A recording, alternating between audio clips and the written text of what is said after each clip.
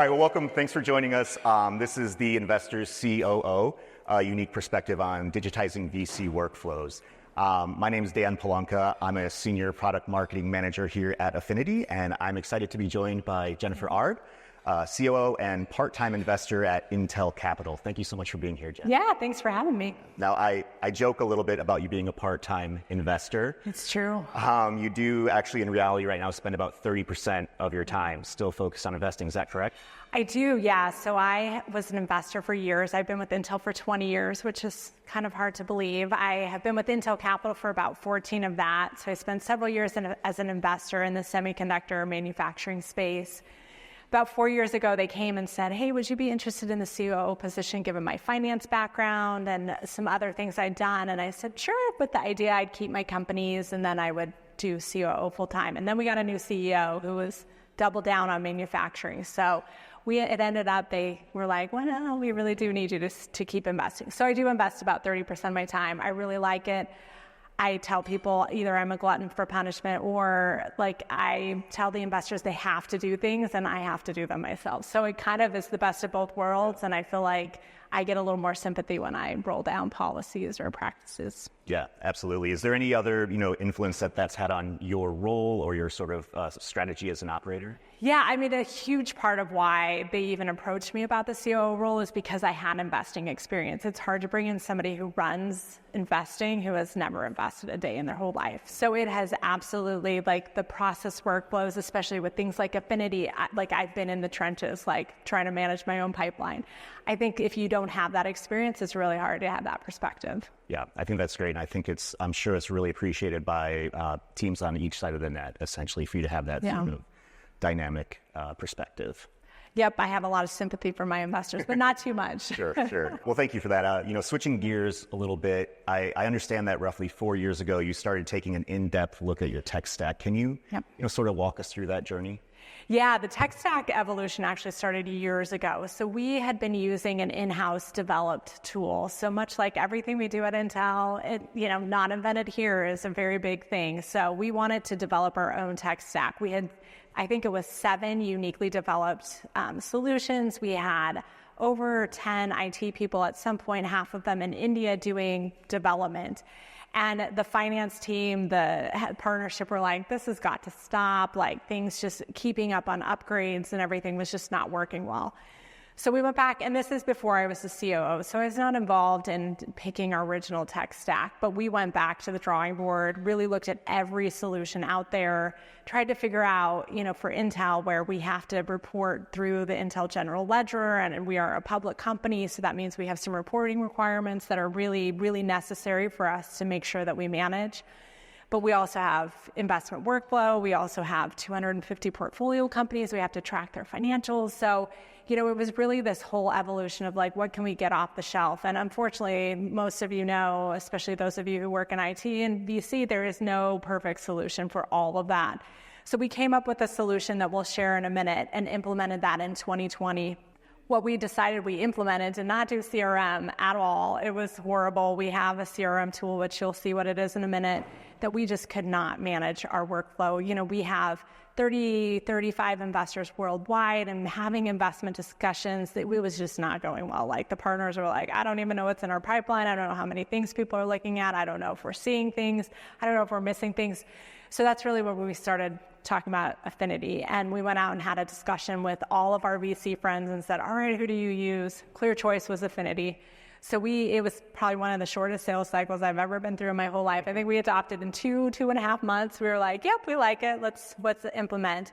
We did a Salesforce integration, which we'll talk about. So that was 2023. 2024, we just adopted Affinity Note Taker, which we absolutely love, which if anybody wants to come talk to me about how great that is, we love it. We also, all of our solutions, we put all of that into a data lake. So we have some Power BI reporting on top of that, and we're really using that and trying to get Copilot on top of that to be able to actually ask, hey, how did we do in Series A investing? So we have some more robust data. And then we're looking at AI. And I think as all of you are, how do you further integrate AI into our workflow? Yeah, and obviously we're excited to have you as a customer and go on that journey with you to continue to build that. Let's take a step back to sort of what your architecture looked like pre-Affinity. Can you highlight some of the challenges or process gaps you were dealing with at that time?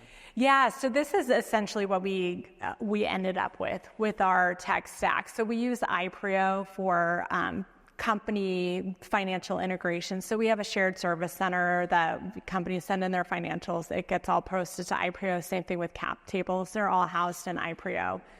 eFront is our system that integrates with SAP into Intel's general ledger. So that's like official holding data that we have to have for compliance reasons. And then the idea was that Salesforce would be our CRM tool. So we do have Salesforce at the heart of this. And all of our portfolio data, our portfolio tracking is in Salesforce. We call Salesforce our system of record. iPrio data goes into that. So we have fully diluted ownership. We have revenue per company. That all actually goes via API into Salesforce. eFront also, some of our holdings and disposal data also goes in through Salesforce. So we have a really robust, through MuleSoft and some other API integrations, we have all of that going into Salesforce. And then that Salesforce data goes into our website. We have a really cool reporting where, our portfolio page on our website fuels off of Salesforce. Also, some of that goes to the general ledger, and then all of that goes into our Power BI data lake. So the goal when we implemented in 2020 was to have this great data lake, and it has taken us a lot of time to get, but we're finally there, thank goodness. And so this is what you have today with Affinity. Yes. So like I said, Salesforce was not cutting it. We would get into our meetings and domain meetings. We have 4 different domains within Intel Capital where we talk about cloud, silicon, devices, frontier, our 4 domains. And pulling pipeline data from Salesforce was just a big headache. And you can't do anything live real time. And so now we have beautiful board views for all of our domains. We get in there and say, okay, let's look at deal opportunities, and we talk about them as a domain. If the investor's like, oh, I just discontinued that, you can move it real time in the meeting. So we have used Affinity. I think every single investor now uses it every single day. It has been just a huge time savings for our investors. We had a lot of investors using Excel spreadsheets, Airtable, all of that. All of that has totally gone away. That's great to hear. Let's zoom in a little bit. So this is essentially what the bidirectional data transfer looks like between Affinity and Salesforce. Yeah, so we had an interesting discussion with Affinity. We're like, hey, we're not ever going to just get rid of Salesforce. We can't do that. We've invested too much. All our portfolio holding is in there. We have some other systems around NDAs for companies and others that we just have to have in Salesforce. So we went to the Affinity team and we're like, hey, we really need this Salesforce integration. What can you do? Sky's the limit. So we whiteboarded with them around how can we make this work? How can we make it? And our goal, our challenge to them was an investor puts something into Affinity and it immediately goes to Salesforce. So I open up Salesforce and that company is there. Knowing my IT manager and I were like, there's no way that's going to happen. But we've gotten it near real time. I think the SLA is 3 minutes, which is fantastic. So, you're in your pipeline meeting, you enter a deal or whatever it is, it shows up in Salesforce within 3 minutes. So that's fantastic. Then Salesforce, once we close the deal, that back end kind of deal process happens in Salesforce. That goes immediately. And it's a 24-hour. The need that way was not as great. So we have a 24-hour SLA on. It gets back into Affinity. And that's all powered by Tray.io, which is the API that Affinity uses. So this probably took a month and a half of work. We did a special SLA with Affinity, and it works fantastic. Yeah. Looking into that a little bit more granularly, how is that process working with our solutions team? And do you have any advice for anybody who's looking to, start setting something up like this, of how they would go through that process with us? It was really seamless. So the team was fantastic to work with. They checked in regularly. Like I said, I think my biggest advice would be go with your biggest ask, because they'll figure out how to do it. I was pleasantly surprised with what they came back with and said, oh yeah, we can do that. That's no problem. So I think, go and ask for the sky's the limit and see what they can do. But they were fantastic. Everybody we talked to was great. Our account rep was right in the middle of it, making sure it all worked out really well. We had no complaints about it. On time, on budget. That's perfect. Delivery. I don't know if any of them are in the room, but hopefully you're up for the challenge. You're going to get some calls after this, I'm sure. So, let's talk overall about sort of the impact that this has had on your IT team and tech stack efficiency. Yeah, well, I think just overall, I think our IT manager, back when we were managing 7 custom applications, every time we had to run an upgrade, I mean, we take the systems down for a weekend, if not more, when it didn't work. So just the off-the-shelf systems have been so nice for that IT team. We've gone from 10 to 4 IT people. Like I said, we had a big team in India who we had to really go train around VC. Like, you take an IT person who's a developer and you tell them how the VC stack works and the process flow, that's a lot. So every time we lost somebody, we had to bring somebody in and be like, oh, let's take it from the beginning. Here's how a VC workflow works. So now we have 4 IT people who are extremely happy with their jobs. We love them. They all know how IT work or how VC works, and they're managing the relationships with the vendor versus actually writing code, which has been great. So over 2x reduction in headcount, and then we went down. We have 0 custom applications within Intel Capital. Everything is off the shelf. Everything works wonderfully. Thank goodness we're finally there. Happy to hear it.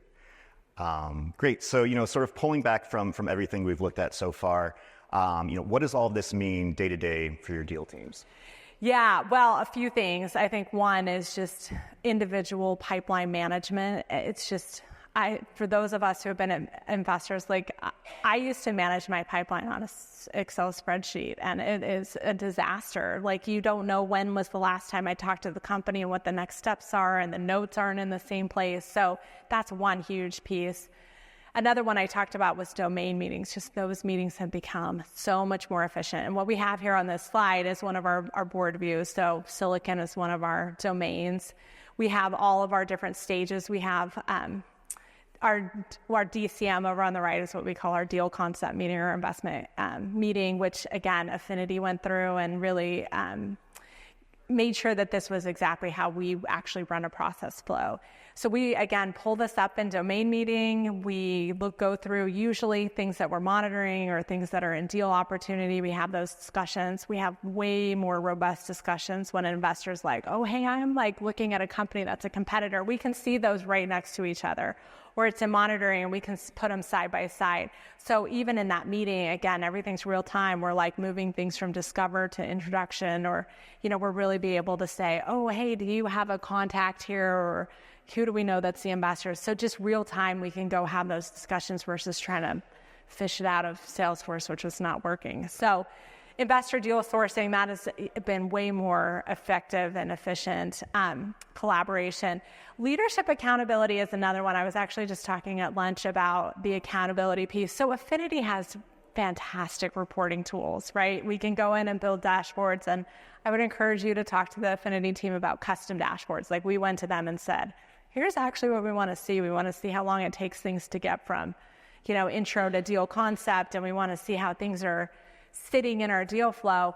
If you want to, as a leadership team, you can go in by investor and say, okay, how many things are they looking at every month? How many things are sitting in their investigation? And how quickly are they moving things through so you can be big brother, or you can use it as kind of a helping your team make sure they get the development that they need to keep things moving through the process. Yeah, that's great. Deal decisions. So, obviously real-time analytics in our process flow has made decision-making better. We're able to see if we have, 10 things in the pipeline that are in a certain area. We have within our Affinity instance, we've been able to separate. So within Silicon, I have 4 subdomains. So I know if it's a sustainability deal that I've got 100 other things in that pipeline, or there's only 2 companies. So being able to make decisions and know kind of how things stack up relative to others has been really great.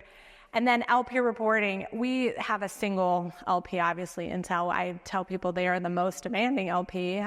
We make all of our decisions independently, but they still ask us all kinds of questions. I get questions around, hey, that deal that just got signed, literally we'll get emails from the CEO. Did you miss it? No, we didn't. Yeah. So we talked to them 100 times. We decided their valuation was 100 times. Right, all the notes are there. I can go in and say, no, we didn't miss that deal. We just didn't want to invest because of X, Y, Z reason. Just being able to report, here's how many AI companies we've seen, or here's how many Silicon deals we've looked at. that reporting process has been really, really seamless.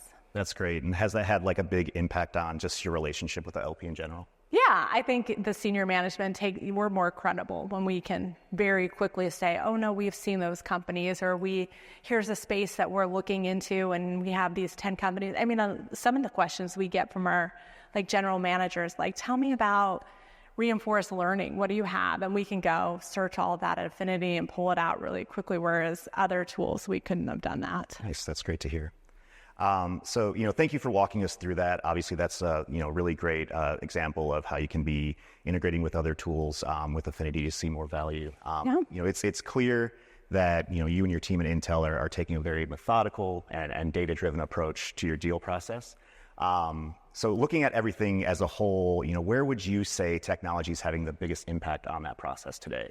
Yeah, well, I think obviously being able to go in and use AI tools to analyze the fund.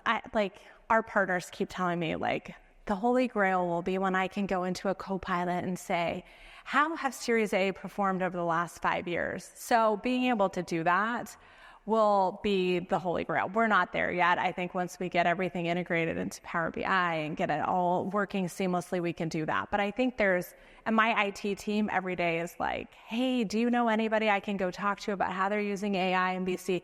Like, they're hungry to go implement. So if you have great ideas about AI, my IT team would love to talk to you about kind of how you're utilizing AI. But a few things we off the top of our heads have talked about, right? Tracking founders, that's such a huge one for VCs, being able to look at our repeat founders and say, hey, so-and-so is now starting another company, or so-and-so left Google, or so-and-so left Anthropic, and here's what they're going to go do. Like, AI is going to be a huge ability, and the sourcing, right? The Affinity, that's going to be huge.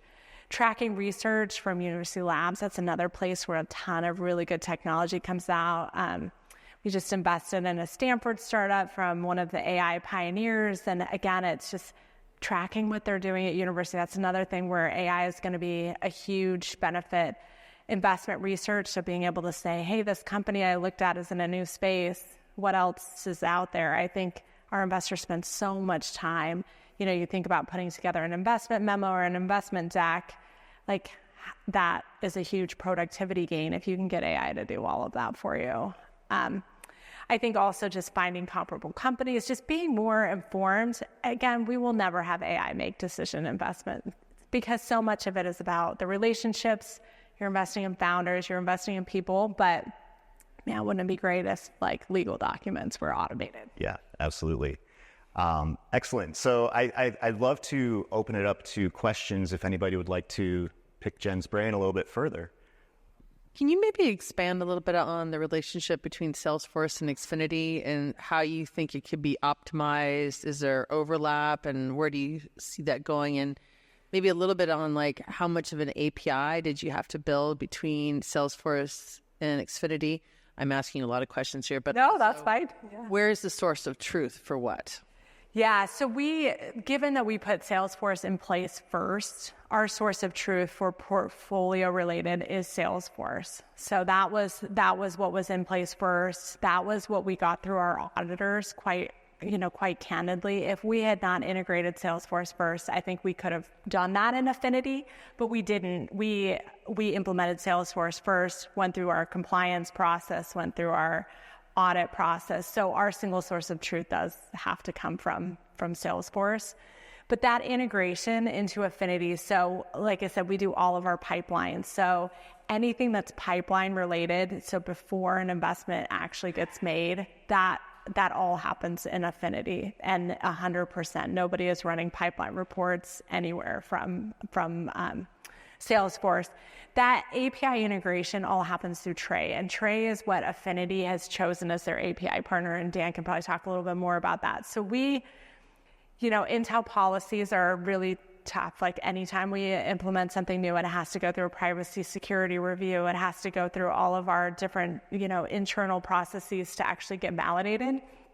But Affinity had done all of that work. So we were like, if Tray works, we're just going to implement it. We actually kind of decided we weren't even going to take that to Intel IT. We're like, if Affinity's using it, we're good. So we use Tray, and again, it worked really seamlessly. We use MuleSoft internally, and I actually think Tray probably works better than with all the time that we've spent on MuleSoft internally. So it was all kind of seamless to us. We would just say, here's exactly what we need, and they on the back end were able to organize that API integration. Yeah, I think you did a great job of explaining that. I'll just add that if there are any, legal compliance, IT concerns, our solutions engineering team is going to walk through those with you step by step to make sure that we have something set up that complies with your process. Great. I maybe have, one more question for you. Do you have any final pieces of advice for any operators in the room who are maybe looking to get started on this type of transition, or maybe a member of a deal team who's looking to convince their team to look into it?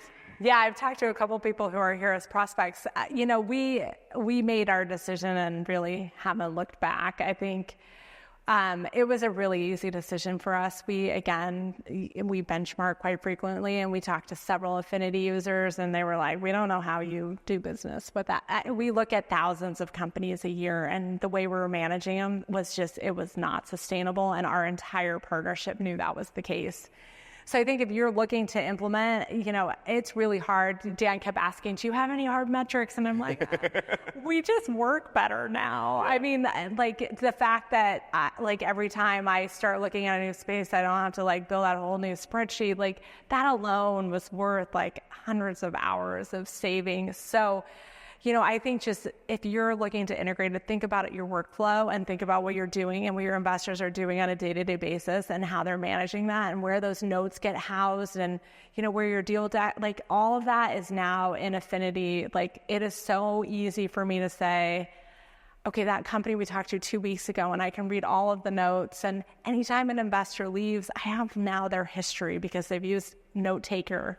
And those AI notes are summarized really well, and it's all sitting in Affinity. We just have a way better record of what our fund has been doing, and our interface with the companies is better that way. Everybody knows founders come and partners shop. Now I know if they're doing that, right? They've now talked to 5 of my partners. They've sent emails to 6 different MDs in my group. I know that now from Affinity, whereas I wouldn't have known that before. So I'd say just think about what your investors do each day and figure out where you can get efficiencies, and that's really what drove us to adopt. That's really great to hear. We also have a team out front doing demos. If anybody is looking into any of those specific tools or features more deeply, we're happy to give you a walkthrough here. Great. Well, Jen, on behalf of myself and our audience, I just want to say thank you so much for your insight and your time today. Yeah, thanks for having me. Yeah, absolutely.